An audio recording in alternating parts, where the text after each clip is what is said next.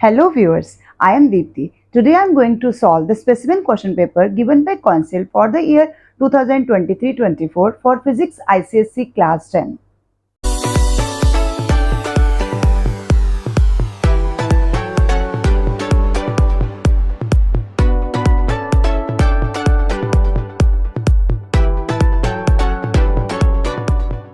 As you know the pattern of question paper, in section A of 40 marks, we have 15 MCQ and question number 2 of 15 marks and then question number 3 of 10 marks. Total 40 marks, and in section B, out of 6 questions, you need to attempt only 4 questions of 40 marks. So starting with section A, question number 1, MCQ. First MCQ is, a moment of couple has a tendency to rotate the body in an anti-clockwise direction. Then the moment of couple is taken as A positive, B negative, then maximum and 0. And we all know that the correct answer is option number A, which is positive. Because in anti-clockwise moment, we take it as positive moment. In question number 2, the kinetic energy of a given body depends on position, center of gravity, हमें पता है कि ये potential energy के factors हैं, then momentum and then displacement. So C is momentum. This is the correct option, momentum, because momentum का formula आप सबको पता है, और P is equal to mv और K is equal to P square upon 2m, ये relation है. P is momentum, K is kinetic energy. You can see it is depend on momentum. So this is our option number C. So second part, correct option is momentum. In third, for burning of coal in a thermoelectric station, the energy conversion taking place is. अब जब भी कहीं कोई चीज burn होती है तो उसके अंदर जो एनर्जी है वो केमिकल एनर्जी है. तो केमिकल एनर्जी से स्टीम बने यानी हीट एनर्जी. उसके बाद मैकेनिकल एनर्जी, क्योंकि टरबाइन की रोटर जो है वो मूव हुई है. उसके बाद इलेक्ट्रिकल एनर्जी, क्योंकि वो हमने प्रोड्यूस किया. थर्मोइलेक्ट्रिक स्टेशन का मतलब ही है जहां कोयले की एनर्जी को हम इलेक्ट्रिक एनर्जी में कन्वर्ट करते हैं.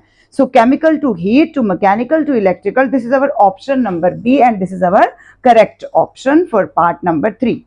Fourth, a nucleus of an atom consists of 146 neutron. So neutron are 146 and then proton 95.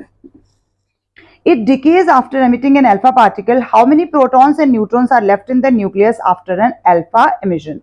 तो अल्फा के निकलने से क्या फर्क पड़ेगा? तो अगर हम x ले लेते हैं कि पेरेंट न्यूक्लियस जो है वो x है, तो नंबर ऑफ प्रोटॉन हमारा एटॉमिक नंबर होता है यानी कि 95 हो गए. लेकिन मास नंबर के लिए हमें न्यूट्रॉन और प्रोटॉन दोनों को प्लस करना है. तो नंबर ऑफ न्यूरॉन्स कितने हो जाएंगे? 146 प्लस 95, इट मीन्स 241. सो हमारा इसका मास नंबर आ जाएगा 241. इसमें से अल्फा पार्टिकल एमिट हुआ तो 2He4 एमिट हो गया. तो हमारे पास जो डॉटर न्यूक्लियस आएगा, 95 में से 2 माइनस होंगे तो 93 आ जाएगा, और 241 में से 4 माइनस होंगे तो हमारे पास 237 आ जाएगा. तो इट मीन्स हमारा मास नंबर जो आ रहा है वो यहाँ पर 237 आ रहा है. लेकिन उन्होंने मास नंबर नहीं पूछा, उन्होंने नंबर ऑफ प्रोटॉन और न्यूट्रॉन पूछा. तो नंबर ऑफ न्यूट्रॉन निकालने के लिए हमें यहाँ पर 237 टोटल है, में से यहाँ 237 में से आपको दोबारा 93 माइनस करना पड़ेगा. When we subtract 93 we get 144. So number of neutrons जो है वो हमारे पास 144 हो जाएंगे और नंबर ऑफ प्रोटॉन हमारे पास 93 रहेंगे. और ये हमारा ऑप्शन नंबर ए है, which is the correct answer. Protons 93 and neutron 144. Option number A in part number 4. Fifth हमारे लिए यहाँ असर्शन रीजनिंग क्वेश्चन है. इससे पहले असर्शन रीजनिंग का क्वेश्चन मैंने सिर्फ सीबीएसई पेपर्स में देखे थे, लेकिन इस बार के लिए काउंसिल की तरफ से एक मेजर चेंज मैं कहूंगी हमारे स्टूडेंट्स के लिए कि उनको इस तरह के क्वेश्चंस भी प्रिपेयर करने हैं जिसमें असर्शन दिया जाता है और रीजन दिया जाता है, और आपने बताना होता है कि दोनों में से कौन सा करेक्ट है, या जो रीजन दिया गया है वो करेक्टली उसी असर्शन के लिए है या नहीं है, या दिया गया रीजन इनकरेक्ट है. तो अलग से आपके पास 4 ऑप्शंस आते हैं. जैसे इसमें आपको दिया गया है assertion है infrared radiations travel long distances through dense fog and mist. हम सबको पता है कि assertion true है. अब इसका रीजन दिया गया है infrared radiation undergoes minimal scattering in earth atmosphere, कि बहुत मिनिमम स्कैटरिंग होती है इंफ्रारेड रेडिएशन की. हम सबको पता है कि स्कैटरिंग जो होती है उसका कितना आती है इंटेंसिटी, डिपेंड करती है लैम्डा पावर 4 के ऊपर, यानी कि वेवलेंथ पे डिपेंड करती है. इसीलिए एटमॉस्फेयर में इनकी डेविएशन सबसे मिनिमम हो जाती है, लेस होती है, बिकॉज इनकी वेवलेंथ जो है वो इनवर्सली प्रोपोर्शनल होने की वजह से ज्यादा भी होती है. इसलिए they can penetrate deep inside the earth atmosphere. तो इट मींस हमारे पास असर्शन भी करेक्ट दिया गया और रीजन भी उसी का ही रीजन है। ये हमारा ऑप्शन नंबर ए है, both assertion and reason are true, और बाकी सब हमारे फॉल्स हो जाएंगे। तो हमारा करेक्ट ऑप्शन है option number A in part number 5। Coming to part number 6, for a convex lens, the minimum distance between an object and its real image, यहाँ पर फोकस आपने करना है रियल इमेज के ऊपर, क्योंकि इमेज रियल कब बनती है, जब पहले 5 केसेस हम कॉन्वेक्स लेंस के पढ़ते हैं। तो यहाँ पर रियल केस, रियल इमेज हमारे पास है, तो हम कौन सा केस ले सकते हैं जो हमारे को मिनिमम डिस्टेंस देगा। अगर हम बात करते हैं, यहाँ पर फोकस आता है, लेकिन फोकस पे जब हम लेंगे तो हमारी इमेज जो बनती है वो इन्फिनिटी पे बनती है। हम और पीछे जाते हैं f और 2f के बीच में, तब भी हमारे पास जो रीजन आएगा वो इन दोनों के बीच में आएगा। तो हमारे पास यहाँ केस आता है 2f वाला। 2f पे जब हम लेते हैं तो हमारी इमेज भी है जो वो 2f पे ही बनती है। तो 2f और 2f यानी कि फोकल लेंथ के केस में अगर मैं इन दोनों को प्लस करूंगी तो क्वेश्चन क्या दिया गया हमें, For a convex lens, the minimum distance between an object and its real image, यहाँ ऑब्जेक्ट है और यहाँ पर इमेज बननी है, रियल इमेज बननी है, in terms of focal length of A given lens must be. तो 2f इधर प्लस करके 2f उधर प्लस करके यानी हमारे पास कितना हो जाएगा 4f, और 4f हमारा ऑप्शन नंबर है डी। तो इन 6 part correct option is part number D 4f। 7th case में 2 sound waves x and y have same amplitude, same amplitude mean same loudness हो जाएगी, एंड सेम वेव पैटर्न यानी कि timber भी उनकी quality भी सेम हो जाएगी, but their frequencies are 60 hertz and 120 hertz. तो फ्रीक्वेंसी डिफर कर रही है, f1 जो है वो आपको 60 हर्ट्ज दी गई है और f2 जो सेकेंड फ्रीक्वेंसी है वो 120 हर्ट्ज दी गई है respectively. Then X will be shriller and Y will be grave। आपको पता है X की फ्रीक्वेंसी कम है तो वो श्रिल नहीं हो सकती। B part is X will be grave और you can say flat and Y will be shriller। Y की फ्रीक्वेंसी ज्यादा है तो Y की जो नोट होगी वो क्या होगी, ज्यादा श्रिल होगी, ज्यादा हाई पिच साउंड आएगी हमारे पास जिसकी फ्रीक्वेंसी ज्यादा होगी। इट मीन्स हमारा करेक्ट ऑप्शन इस केस में है ऑप्शन नंबर बी, यानी X ग्रेव है, फ्लैट है और Y जो है वो श्रिल है। In 8th part, vibrations produced in a body under the influence of periodic force। जब हम बाहर से periodically force दे रहे हैं तो आप सबको पता है ये सिंपल सी डेफिनेशन है आपकी फोर्स्ड वाइब्रेशन की। तो correct option is a, it means forced vibration. यहां आपने एब्सेंस ऑफ पीरियोडिक फोर्स या प्रेजेंस ऑफ पीरियोडिक फोर्स या इन सब डेफिनेशन के कीवर्ड्स पे मेन फोकस रखना है। इन 9th part, the graph of voltage versus current, आपको ग्राफ दिया गया है वोल्टेज और करंट के बीच में, जहां वोल्टेज जो हमारा y एक्सिस पे है और करंट जो हमारा x एक्सिस पे है। और for 4 different material P Q R S, हमारे पास 4 डिफरेंट लाइंस आ रही हैं क्योंकि 4 अलग अलग मटेरियल दिए गए हैं आपको। Which of these 4 material would be used for making the coil of a toaster? अब आप सबको पता है coil of a toaster बनता किस मटेरियल का है, नाइक्रोम की वायर होती है। अगर हम टोस्टर या हीटर किसी भी ऐसे मटेरियल की बात करेंगे तो वो हमेशा नाइक्रोम का बना हुआ होता है। तो नाइक्रोम है, और नाइक्रोम अगर हम देखेंगे तो ओहमिक और नॉन ओहमिक में से ओहमिक कंडक्टर में ही आता है, यानी वो इसी में स्ट्रेट मतलब उसमें रेजिस्टेंस जो है वो कांस्टेंट रहेगी। तो ओहमिक कंडक्टर है तो ओम्स लॉ को फॉलो करेगा। अब नाइक्रोम है, ओहमिक कंडक्टर है, और यहाँ पर इसकी इलेक्ट्रिकल रेजिस्टेंस हाई होनी चाहिए। अगर हाई होनी चाहिए तो जिसका स्लोप जो वी कर्व आएगा, जिसका हाई होगा उसकी रेजिस्टेंस हाई हो जाएगी। तो अगर आप यहाँ पर चेक करना चाहते हैं तो आप देखिए यहाँ पर अगर मैं मान लेती हूँ कि हमने यहाँ पर वोल्टेज को 12 वोल्ट ले लिया, एज्यूम कर लेते हैं, तो यहाँ इसके कॉरेस्पॉन्डिंग जो करंट की वैल्यू आ रही है वो 6 आ रही है। अगर इसी की मैं लास्ट वाले की लेते हैं, हमने पी क्यू आर एस की फॉर्म में हमें दिए गए हैं पी क्यू आर और एस। अब यहाँ पर मैं एस पे देखती हूँ तो ये हमारा करंट तो यही रहेगा, लेकिन एस के लिए अगर मैं वोल्टेज पे आऊंगी तो ये मेरे मान लेते हैं हम ये 2 वोल्ट है। तो आप खुद अगर कंपेयर करेंगे तो आर का फॉर्मूला क्या होता है, V अपॉन आई, यानी कि स्लोप ज्यादा किस में आ रही है। तो y का पोर्शन आप P के लिए पोर्शन देखिए, P के लिए V कितना है 12 है और ये कितना है, ये यानी कि 2 आ रहा है, 2 ओम आ रहा है। अगर हम नीचे वाले का देखेंगे, सबसे S का देख लेते हैं, तो S के लिए आपके पास कितना हो जाएगा वोल्टेज 2/6 यानी कि 1/3। तो आपको दिख ही रहा है कि कौन सा ज्यादा है, जिसकी स्लोप ज्यादा है। तो स्लोप ज्यादा किसकी है, P वाले की है। तो P की रेजिस्टेंस ज्यादा है क्योंकि उसकी स्लोप ज्यादा है। तो ये हमारा है करेक्ट ऑप्शन नंबर सी। तो P कंडक्टर के लिए हमें यूज करना है जो कॉइल ऑफ ए टोस्टर में एग्जैक्टली यूज हो सकता है। According to old convention the colour of earth wire is, पुराने कन्वेंशन के हिसाब से अर्थ वायर का कलर क्या है, बी यानी कि ग्रीन कलर है। अगर हम न्यू कन्वेंशन की बात करेंगे तो अभी के लिए हम कौन सा कलर लेते हैं, इसमें ग्रीन भी ले सकते हैं, येलो भी ले सकते हैं, लेकिन ओल्ड कन्वेंशन पूछा गया तो आप सिर्फ ग्रीन पे टिक करेंगे, यानी ऑप्शन नंबर बी आपका करेक्ट होगा 10th पार्ट में। 11th में आएंगे, Lenz law is based on the law of conservation of. Lenz law बहुत ही कॉमन लॉ है, जिन्होंने भी चैप्टर पढ़ा उनको पता है। तो अब ये किस लॉ पे बेस्ड है? Law of conservation of energy. तो ये हमारा पार्ट नंबर डी है, law of conservation of energy. It shows the mechanical energy is spent in doing work against the opposing force. हम अपोजिंग फोर्स के खिलाफ ही तो वर्क डन कर रहे हैं यहाँ पे। Experience by the moving magnet, और वो मैग्नेट मूव कर रही है, and change into electrical energy in solenoid. तो इसीलिए यहाँ पर ये law of conservation of energy को डिपेक्ट कर रहा है। 11th part correct option D energy. In 12th part heat capacity of a body is, correct option is B. अगर आप हीट कैपेसिटी की डेफिनेशन को भी ध्यान से पढ़ेंगे तो आपको पता चल जाएगा, it is the energy needed to raise the temperature of the entire body by 1 degree Celsius. क्योंकि अगर हम कुछ पार्ट लेंगे तो फिर उसके लिए वो हीट नहीं, स्पेसिफिक हो जाएगा। तो इसीलिए हमारा करेक्ट ऑप्शन है B. In 13th part, the amount of heat energy required to melt a given mass of a substance at its melting point without rise in its temperature is called. Without rise in temperature यानी हम किसके लिए लेते हैं? Latent word के लिए लेते हैं, क्योंकि हिडन है, वो छुपी हुई है, तब तक के लिए टेम्परेचर चेंज नहीं होगा। और इन सब में से आपके पास लेटेंट किस में आ रहा है? सिर्फ स्पेसिफिक में। स्पेसिफिक हमने लेना नहीं है, क्योंकि स्पेसिफिक के लिए हमारा कीवर्ड यहाँ पर मिसिंग है। क्या कीवर्ड होता है? Unit mass. अगर यूनिट मास लिखा होगा तो वो डेफिनेशन यूनिट मास अगर है तो वो स्पेसिफिक के लिए होती है, लेकिन यहाँ यूनिट मास हमें नहीं दिया गया है। तो इट मींस यहाँ पर हमारा लेटेंट हीट ऑफ फ्यूजन यानी कि ऑप्शन नंबर सी करेक्ट है। अगर यहाँ पर यूनिट मास वर्ड होता तो specific latent heat of fusion भी ठीक होता, यानी part number B. In 14th part, when a ray of light enters from a denser medium to a rarer medium, then क्या होता है? The light ray bend toward the normal? नहीं, light ray bend away from the normal, क्योंकि वो denser से rarer में गई है, यानी उसको खाली रोड मिल गई है, तो क्या होगा? Away from the normal. B part है speed of light increases. हाँ जी, हमें खाली रोड मिली है, rarer medium means खाली रोड है, इट मीन वहां पर हमारी स्पीड क्या हो जाएगी? इंक्रीज हो जाएगी। तो B option is correct in 14 part, speed of light increases.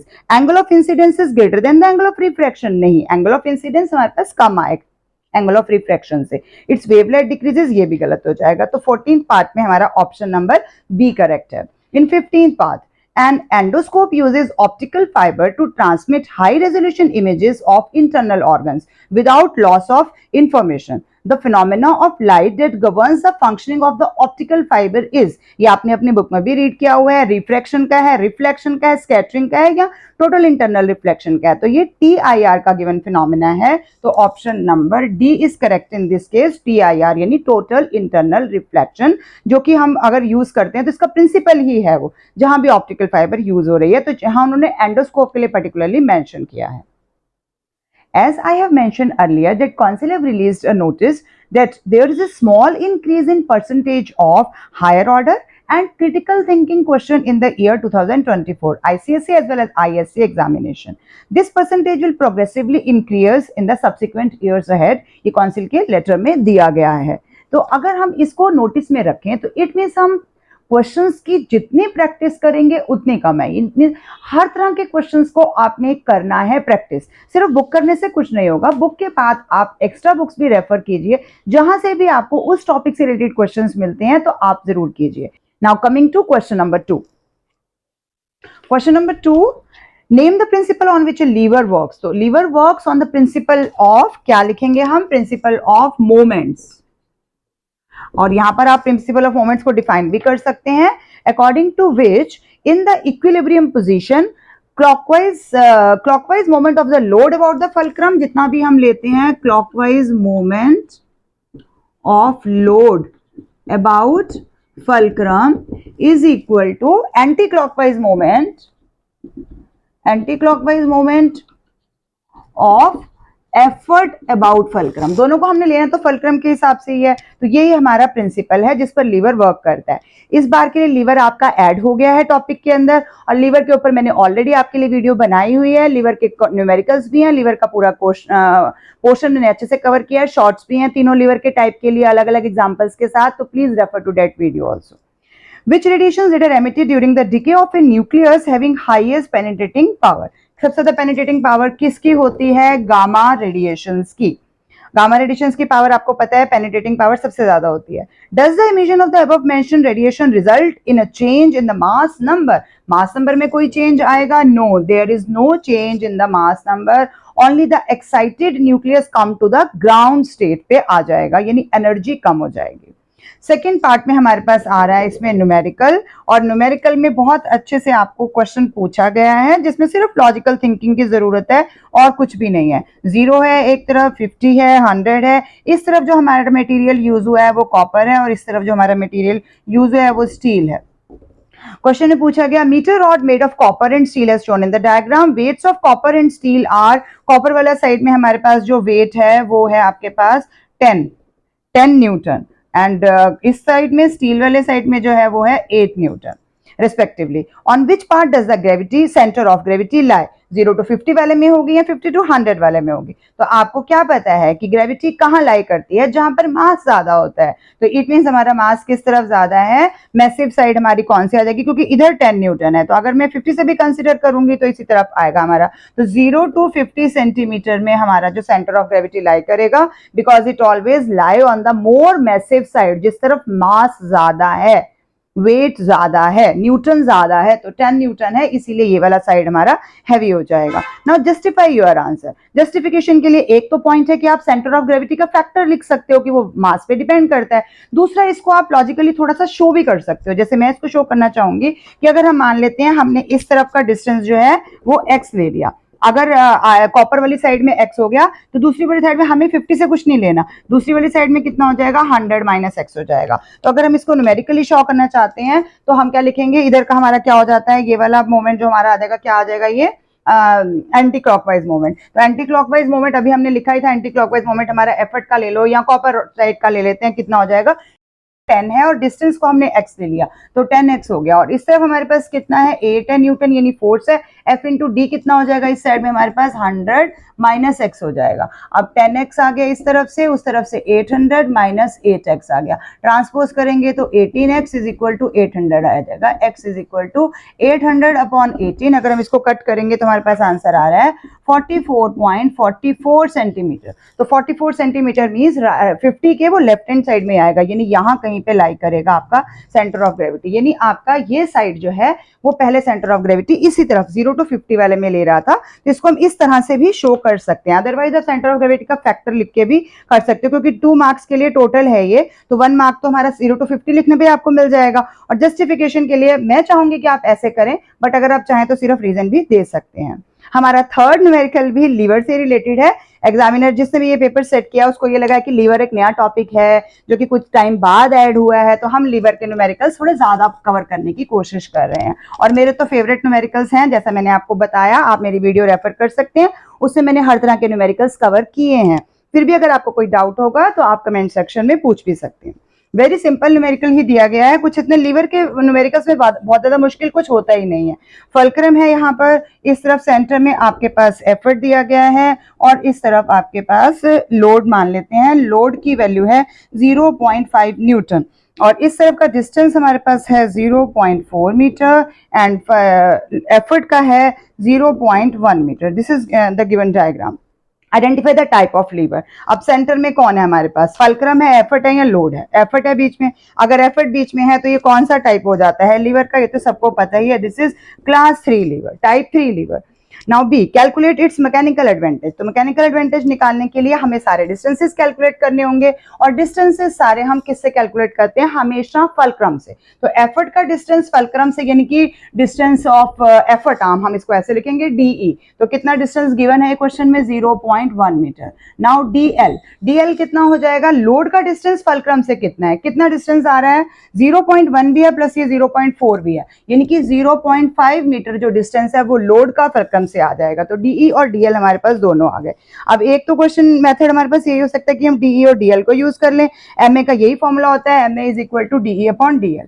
तो MA is equal to DE यानी कि effort arm upon load arm. Effort arm कितनी है, 0.1 है, लोड आर्म 0.5 है, कैंसिल करेंगे 1/5 है और 1/5 को अगर डेसिमल में कन्वर्ट करोगे तो 0.2 भी आएगा और कोई यूनिट नहीं होता क्योंकि MA का कोई यूनिट होता ही नहीं है। इसके अलावा अगर आप ये मेथड नहीं करना चाहते हैं तो आप प्रिंसिपल को यूज करके भी कर सकते हैं, L into DL is equal to E into DE भी आप कर सकते हैं। तो L हमारे को लोड दिया गया इसके अंदर 0.5 है, DL हमने ऊपर कर लिया था 0.5 है, एफर्ट हमें नहीं दिया गया लेकिन डीई हमें दिया हुआ है यानी कि 0.1 है। तो इसमें से ई की वैल्यू हमारे पास निकल जाएगी, इन दोनों को मल्टीप्लाई करोगे 0.5 इंटू 0.5 अपॉन 0.1, डेसिमल कैंसिल हो जाएगा, एक रह जाएगा तो 2.5 आ जाएगा। तो 2.5 न्यूटन हमारे पास एफर्ट आ जाएगा। अगर एफर्ट आ गया तो एम ए का दूसरा फॉर्मूला हमारे पास क्या होता है, लोड अपॉन एफर्ट। अब लोड हमारे पास यहाँ पर कितना दिया हुआ है, लोड अपॉन एफर्ट। लोड की वैल्यू क्वेश्चन में 0.5 न्यूटन है और एफर्ट की 2.5 आ गई। अगर अब इनको कट करोगे तब भी आपके पास 1/5 यानी कि 0.2 ही आएगा। दोनों नहीं करने, आपने कोई एक करना है। ये और है, मैंने आपको इसलिए बताया ताकि जिसको जो कन्वीनियंट लगता है, ईजी लगता है, वो आप इसमें से ले सकते हैं। Now coming to part number 4, two bodies हैं ए एंड बी जिनकी काइनेटिक एनर्जी सेम है। काइनेटिक एनर्जी सेम होने का मतलब, काइनेटिक एनर्जी का फॉर्मूला सबको पता है, हाफ एम वी स्क्वायर होता है। अगर काइनेटिक एनर्जी सेम है it means half M V square जो है वो दोनों बॉडीज के लिए सेम आएगा।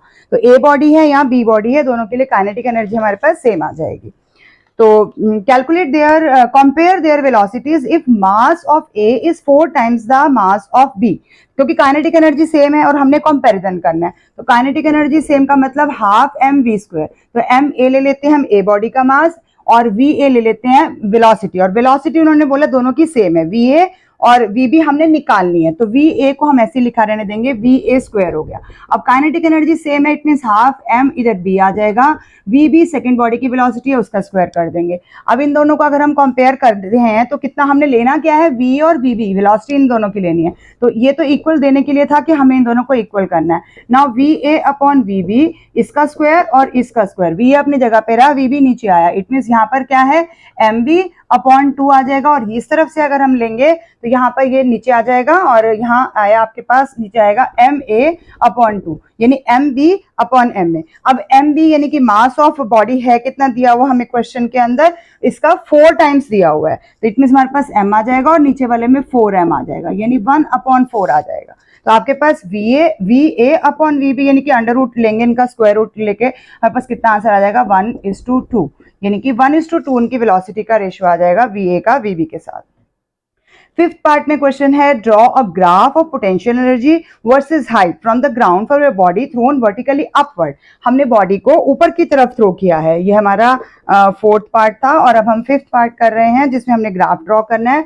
तो ग्राफ ड्रॉ करने के लिए हमारे पास इस साइड में वाई वाली एक्सिस पे पोटेंशियल एनर्जी आ जाएगी। पोटेंशियल एनर्जी का फॉर्मूला आपको पता ही है, mgh होता है। हम हाफ भी ले सकते हैं यहाँ पर क्योंकि मिड वे भी हम एक बार कैलकुलेट कर लेते हैं, mgh आ जाएगा, हाफ mgh और mgh। अब और इधर हमारे पास हाइट आ जाएगी क्योंकि mgh पोटेंशियल एनर्जी किस पे डिपेंड कर रही है, m पे, g पे और h पे। तो हमें इसका ग्राफ ड्रॉ करने के लिए नीचे यहाँ पर एक्स एक्सिस पे हाइट को लेना है। तो जब हम लेंगे तो हमारा जो ग्राफ है वो इस तरह से ड्रॉ होगा, यानी कि मिड वे पे हमारे पास हाफ mgh आ जाएगा और अगर हम पूरा ऊपर पहुंच जाएंगे तो यहाँ पर हमारी पोटेंशियल एनर्जी mgh जितनी हो जाएगी। और potential energy for a body thrown vertically upward, तो इनिशियली वो 0 होगी और धीरे धीरे वो जैसे जैसे हाइट बढ़ेगी पोटेंशियल एनर्जी बढ़ती जाएगी। तो ये आपने ग्राफ में अच्छे से शो कर देना है। अगर यही ग्राफ हम काइनेटिक एनर्जी के लिए ड्रॉ करेंगे तो वो ऊपर से नीचे की तरफ आ जाएगा। In sixth part, two copper wires A and B are of the same thickness. Same thickness means उनका रेडियस जो है वो सेम है। ये हमारा सिक्स पार्ट है, रेडियस आर ए का और आर बी का आर के ही इक्वल है, यानी कि थिकनेस का मतलब रेडियस सेम है। And are at the room temperature if the length of A is twice the length of B. तो लेंथ ऑफ ए, हम ए को ले लेते हैं 2x और लेंथ ऑफ बी को हम ले लेते हैं x क्योंकि वो उसका ट्वाइस है। Then compare their resistances. अब रेजिस्टेंस को कंपेयर करने के लिए आर ए का फॉर्मूला हमें पता है, आर बी का फॉर्मूला हमें पता है, क्या हो जाएगा, रो एल अपॉन ए। तो एल ए है और नीचे एरिया आएगा, तो एरिया के लिए हम पाई आर ए स्क्वायर लिखेंगे पहले, फिर नीचे भी रेजिस्टिविटी लेंगे, लेंथ ऑफ बी लेंगे, पाई आर बी स्क्वायर लेंगे। अब यहाँ पर आपको पता है क्योंकि उसने स्टार्टिंग में क्या बोला है, टू कॉपर वायर यानी कि मटेरियल सेम है। अगर मटेरियल सेम है तो रेजिस्टिविटी सेम है, तो हमें रेजिस्टिविटी को कंपेयर करने की जरूरत ही नहीं है, यानी बी पार्ट का आंसर तो निकला ही हुआ है। अब एल ए, लेंथ ए हमारे पास कितनी है, 2x है, पाई आर स्क्वायर लूंगी तो यहाँ पर चलो एक बार लिख लेते हैं, पाई आर स्क्वायर आ जाएगा जो कि कांस्टेंट है, और नीचे लेंथ बी लूंगी तो x है और पाई आर स्क्वायर है। अब पाई आर स्क्वायर तो कैंसिल हो जाएगा, यानी क्या आया आपके पास 2x अपॉन x, यानी कि 2:1। अगर हम इसके रेजिस्टेंस को कंपेयर करेंगे तो आंसर आएगा 2:1। और बी पार्ट के लिए उसने कहा रेजिस्टिविटी को कंपेयर करो, यानी कि resistivity of A to resistivity of B, जो कि हमें पता है कि मटेरियल सेम सेम है तो rho A is equal to rho B is equal to resistivity because of the same copper material both are made up of. So compare the resistivity, it is 1:1. जब भी comparison आएगा paper में तो आपको उसको ratio की form में ही देना है. फ्रैक्शन फॉर्म में दे सकते हैं बट बेस्ट ऑप्शन होती है आप रेशियो की फॉर्म में ही दें 1:1. In seventh part, name the wave used for echo depth sounding. Echo depth sounding के लिए हम कौन सी waves यूज करते हैं? This is our seventh part, ultrasonic waves.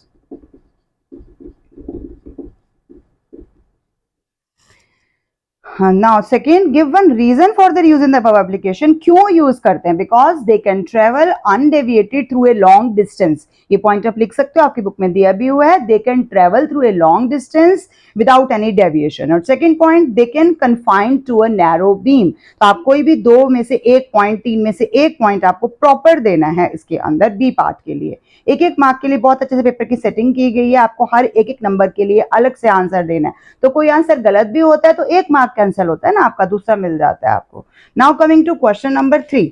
Question number 3 में हमारे पास फिर से 5 पार्ट्स आएंगे, ईच कैरिंग 2 मार्क्स. तो 2 मार्क्स यानी कि 10 मार्क्स का क्वेश्चन नंबर 3 हमारे पास है. जो क्वेश्चन नंबर 2 अभी हमने सॉल्व किया ये टोटल 15 मार्क्स का है. 3 मार्क का एक क्वेश्चन था, बाकी सारे 2-2 मार्क्स के थे.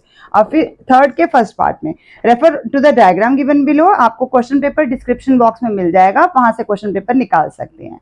A lens with 2 different refractive indexes is shown. आपके पास एक ही कॉन्वेक्स लेंस दिया गया है और 2 रिफ्रैक्टिव इंडेक्स अलग अलग, ऊपर वाले का मटेरियल μ1 है और नीचे वाले का μ2 रिफ्रैक्टिव इंडेक्स अलग अलग है. If the rays are coming from a distant object, से कोई भी रे आ रही है, then how many images will be seen. तो ये एक मार्क के लिए, क्योंकि बी पार्ट इसका अलग से है, तो एक मार्क के लिए सिर्फ आपको इसके अंदर रीजन देना है, मतलब आंसर देना है कि कितनी, हाउ मेनी इमेजेस बनेंगी. अब क्योंकि डिफरेंट रिफ्रैक्टिव इंडेक्स दोनों के दिए गए हैं तो 2 refractive index means 2 different focal length आ रही है हमारे पास. अगर फोकल लेंथ आएंगी तो 2 डिफरेंट इमेजेस इस केस में हमारे पास फॉर्म होंगी. तो आप बस इतना लिखेंगे 2 images are formed in this case. वैसे ये क्वेश्चन मुझे लगता नहीं है कि आपके सिलेबस का है, लेकिन फिर भी हम छोड़ नहीं सकते. तो 2 different images are formed according to each lens half. ऊपर का अलग और नीचे का अलग हो जाएगा. बी पार्ट में a glass lens always forms a virtual, erect and diminished image. Virtual के साथ अगर डिमिनिश्ड इमेज बन रही है तो डिमिनिश्ड इमेज किस में बनती है? कॉनकेव में या कॉन्वेक्स में? हमेशा ही कॉनकेव में बनती है. तो बस यहाँ पर आपने सिर्फ कॉनकेव लेंस लिखना है. लेंस के ऊपर मैंने बहुत सारी वीडियोस बनाई हुई हैं. जो स्टूडेंट्स नए हैं अभी मेरे चैनल के लिए, तो उनको बता देना चाहती हूँ कि लाइट चैप्टर के लिए मेरे पास बहुत सारे वीडियोज हैं जिन्हें मैंने प्रैक्टिकल डेमोन्स्ट्रेशन दे करके आपको सारा समझाया है. तो आप अगर आपको अभी भी इस टॉपिक में कोई डाउट है तो आप मेरी उन वीडियोज को रेफर कर सकते हैं. तो आपने आइडेंटिफाई द लेंस का 1 मार्क आपको यहाँ पर पूरा मिल जाएगा अगर आपने कॉनकेव लिख दिया. Now coming to second part. It is observed that the house circuits are arranged in a parallel combination. Give 2 advantages of this arrangement. कि क्यों हमेशा पैरेलल कॉम्बिनेशन में ही सर्किट में अप्लायंसेस को लगाते हैं, सीरीज में क्यों नहीं लगाते हैं? तो दिया गया है सीरीज देंगे तो डिसएडवांटेजेस देने हैं, पैरेलल में देंगे तो एडवांटेजेस देने हैं. तो पैरेलल के क्या एडवांटेजेस हो जाएंगे? सबसे पहले तो यही है, each appliance get connected to the same voltage. 220 volt हमारे पास आ रही है तो 220 वोल्ट हमारे हर अप्लायंस को मिल जाएगी उसके अंदर अगर वो पैरेलल में कनेक्टेड है. मतलब कि प्रॉपर वोल्टेज मिल रही है तभी तो वो अप्लायंस प्रॉपरली काम कर पाएगा, फंक्शन कर पाएगा. और दूसरा इसका ऑप्शन दे सकते हैं कि अगर हम किसी भी एक अप्लायंस को इसमें से हटा देते हैं तो हमारे लोड में कोई डिफरेंस नहीं आएगा, या कोई भी फॉल्टी अप्लायंस होने की कंडीशन में भी आपके बाकी पूरे सर्किट पे कोई इंपैक्ट नहीं आएगा. एक अप्लायंस डिफेक्टिव हुआ तो वो अप्लायंस काम नहीं कर रहा, बाकी अप्लायंसेस काम कर रहे हैं इसके अंदर. तो आपको इस तरह से 2 पॉइंट्स देने हैं. इजीली आपकी बुक के अंदर आपको ये पॉइंट्स मिल जाएंगे. Now coming to third part. Third part भी आपके लिए नया टॉपिक. इस बार पेपर के स्पेशल पेपर की सेटिंग में एग्जामिनर ने आपको बहुत अच्छे से वो टॉपिक्स कवर करके दिखाए हैं जो टॉपिक्स पिछले सालों में डिलीट हुआ था ड्यू टू कोरोना, जैसे ट्रांसफार्मर का टॉपिक. तो ट्रांसफार्मर में भी उसने क्वेश्चन उठाया है ताकि जिन बच्चों ने या जिन स्टूडेंट्स ने अच्छे से सिलेबस को नहीं देखा उनको भी स्पेशल पेपर में सिलेबस दिखाई दे जाएगा. क्योंकि अभी तक भी यही क्वेश्चन पूछा जा रहा है कि is there any deleted syllabus. तो नहीं है डिलीटेड सिलेबस इस बार आईसीएसई के लिए. स्पेशल पेपर ने हमें क्लियरली ये शो कर दिया कि कुछ भी डिलीटेड सिलेबस नहीं है. जो टॉपिक्स काटे भी गए थे, रिड्यूस किए गए थे ड्यू टू कोरोना पीरियड में, वो अब दोबारा से एडिट कर दिए गए हैं. तो हमें ट्रांसफार्मर का भी पार्ट करना है और बहुत अच्छे और इंटरेस्टिंग टॉपिक्स हैं. ये आपको आगे भी साइंस में काम में आएंगे, फिजिक्स में. तो transformer is used to change a high alternating EMF to a low alternating EMF of the same frequency. Identify the type of transformer used for the above purpose. कौन सा है? अगर हम हाई को लो कर रहे हैं तो इट मींस वो ट्रांसफार्मर कौन सा हो सकता है? Step down transformer. Step down जो होता है वो हाई को लो करता है, तो स्टेप डाउन ट्रांसफार्मर हमारा इसके अंदर आंसर हो जाएगा। इन सेकेंड पार्ट उसने पूछा है state whether the turns ratio of the above transformer is equal to 1, greater than 1 और लेस देन 1। अन टर्न्स रेशियो होता क्या है? टर्न्स रेशियो क्या, हम थोड़ा सा डेफिनेशन दे देंगे यहाँ पर ताकि हमारा आंसर एग्जामिनर को समझ में आ जाए कि नंबर ऑफ टर्न्स हमारे पास सेकेंडरी कॉइल में कितने हैं divide by number of turns हमारे पास प्राइमरी कॉइल में कितने हैं। अब इस केस में हमारे पास सेकेंडरी कॉइल में नंबर ऑफ टर्न्स कम होंगे क्योंकि हम स्टेप डाउन कर रहे हैं, तो कम होंगे तो न्यूमरेटर हमेशा छोटा होगा, डिनोमिनेटर बड़ा होगा। जब ऐसा होगा तो टर्न्स रेशियो को हम n से दिखाते हैं, तो n का आंसर हमेशा लेस देन 1 हो जाएगा, क्योंकि अगर डिनोमिनेटर हमारा बड़ा है तो इट मींस हमारा न्यूमरेटर छोटा होने की वजह से आंसर 1 से छोटा ही आएगा हमेशा। Coming to part number 4, a solid of mass 60 gram. हाँ जी, अब कैलोरीमीटर का न्यूमेरिकल है, बहुत अच्छे और इंपॉर्टेंट न्यूमेरिकल्स होते हैं जिनकी आपने बहुत अच्छे से प्रैक्टिस करनी होती है, और कैलोरीमेट्री की भी मेरी वीडियोस बनी हुई हैं। अ सॉलिड ऑफ मास 60 ग्राम, यहाँ पर हमारे पास दो चीजें दी गई हैं, एक सॉलिड है और दूसरा वाटर है। तो सॉलिड के लिए आपको मास दिया गया है 60 ग्राम एट 100 डिग्री सेल्सियस, यानी कि टेम्परेचर आपके पास 100 डिग्री सेल्सियस का दिया गया है। Is placed in 150 gram of water, means water का मास हमें 150 ग्राम दिया गया है। एट 20 डिग्री सेल्सियस टेम्परेचर, इसका जो है वो 20 डिग्री सेल्सियस दिया गया। अब ये वाटर है, ये मेटल है, ये मेटल है, ये वाटर है, वो आप बाद में भी लिख सकते हैं। द फाइनल स्टेडी टेम्परेचर, दो इन दोनों के बीच का फाइनल टेम्परेचर आ रहा है जिसको हम T से ही दिखाते हैं, वो है 25 डिग्री सेल्सियस। ना calculate the heat capacity of the solid, जहां पर हमें वाटर की स्पेसिफिक हीट कैपेसिटी भी दी गई है 4.2 जूल पर ग्राम पर केल्विन। तो अब आपके पास पता ही है आपको, according to principle of calorimetry, heat given by the solid इस तरफ से, क्योंकि जिसका ज्यादा टेम्परेचर इसका ज्यादा है, तो heat given by solid is equal to heat taken by water. कितना हो जाएगा? दोनों में फॉर्मूला तो सेम ही रहेगा, एमसीटी का वही फॉर्मूला है, तो चेंज तो होना नहीं है। तो कितना आ जाएगा? एम सी और डेल्टा टी। किसका है? इस तरफ सॉलिड का हमने कैसे लिखा है? एम एम लगा देंगे। इस तरफ भी हमारे पास एम सी और डेल्टा टी है। यहाँ पर आपके पास ये वाटर के लिए, ये भी वाटर के लिए। हमें पूछा क्या गया है इसके अंदर? हाँ, calculate the heat capacity of solid, यानी कि ये हमें पूछा गया है। तो सी एम हम यहाँ पर छोड़ देंगे, स्पेसिफिक हीट कैपेसिटी पहले निकाल लेते हैं, फिर हीट कैपेसिटी भी आ जाएगी। तो सी एम हमने यहाँ पर छोड़ दिया, इज इक्वल टू यहाँ पर कितना आ जाएगा आपके पास? एम डब्ल्यू की वैल्यू। अब हमने वैल्यूज फिल करनी है, बस वैल्यूज फिल कीजिए। 150 है इंटू 4.2 है इंटू टेम्परेचर। टेम्परेचर कैसे लेना है? वाटर का टेम्परेचर आपने कैसे लेना है? वाटर के लिए टेम्परेचर है 25 माइनस 20 और सॉलिड के लिए टेम्परेचर है 100 माइनस 25। तो यहाँ पर कितना हो जाएगा? पहले वाटर वाली साइड ऊपर आ रही है, तो ये 25 माइनस 20 यानी कि 5 हो गया। नीचे हमारे पास वाटर का आ जाएगा, इधर मेटल का यानी कि सॉलिड का आ जाएगा। तो मास सॉलिड का कितना है? 60 इंटू ये हमने निकालना था यहाँ पर, और डेल्टा टी इसका कितना आएगा? 100 माइनस 25 यानी कि 75। अगर आप कैलकुलेशन करेंगे तो आपके पास आंसर आ रहा है 0.7 जूल पर केजी पर केल्विन। तो अभी हमारे पास स्पेसिफिक हीट कैपेसिटी आई है। क्या क्वेश्चन में देगा? Calculate the heat capacity of solid. तो हीट कैपेसिटी का फॉर्मूला क्या हो जाएगा? C dash is equal to M into C. अब मास कितना दिया गया हमें? सॉलिड का 60 है, और C अभी हमने स्पेसिफिक हीट कैपेसिटी निकाली है, तो 420 पे डेसिमल लगाओगे तो 42 आ जाएगा। 42 जूल पर केल्विन हमारे पास ये आंसर आ जाएगा इस केस में, इसकी heat capacity of the solid.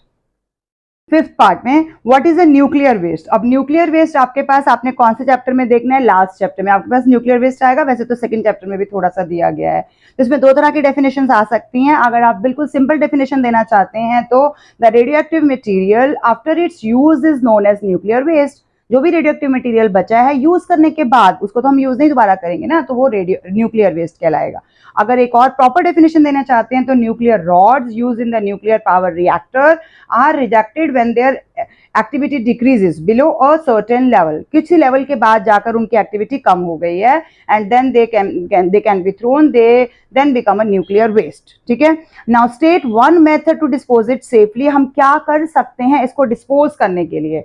This waste should be kept in thick cask, यानी कि कैस्केट्स में रख सकते हैं, and must be buried in the specially constructed deep underground stores में रख सकते हैं। यहाँ आप दे सकते हैं this cast must also be buried in useless mines, वो माइंस जिनमें से हम ऑलरेडी मिनरल्स निकाल चुके हैं, वो माइंस खाली पड़ी हुई हैं यूजलेस माइंस में, and these mines must be sealed after storage, के बाद इन माइंस को सील कर दिया जाए। और ये जो माइंस होती हैं या जो भी ऐसे अंडरग्राउंड जहां भी हम डंप कर रहे हैं वो पॉपुलेटेड एरिया से थोड़ा दूर होना चाहिए area. With this, I conclude my today's video. In the end, I would once again want to recommend or request those students who want to have centum in physics, जो कि है तो मुश्किल है, बट सेंटम लाने वाले बहुत सारे स्टूडेंट्स हैं जिनकी दिल की इच्छा होती है कि 99 भी ना आए, 100 ही आ जाए। तो ऐसे स्टूडेंट्स के लिए प्रैक्टिस करें, डिफरेंट बुक से करें, इंक्लूडिंग जो मैंने आपको बताया ओसवाल्ड बुक्स। जो आप बाकी करना चाहते हैं, जो आपके स्कूल ने, आपके टीचर्स ने रेकमेंड किए, वो बुक्स भी करें, क्योंकि practice makes a student perfect. आप जितना प्रैक्टिस करेंगे, अलग अलग जगह से प्रैक्टिस करेंगे, अलग अलग टाइप के क्वेश्चंस आपकी आंखों के सामने से होकर जाएंगे, तो ऑब्वियसली आपको वो क्वेश्चन एग्जामिनेशन में नया नहीं लगेगा। Thanks for watching till the end. Keep watching, sharing and subscribe to my channel. Thank you.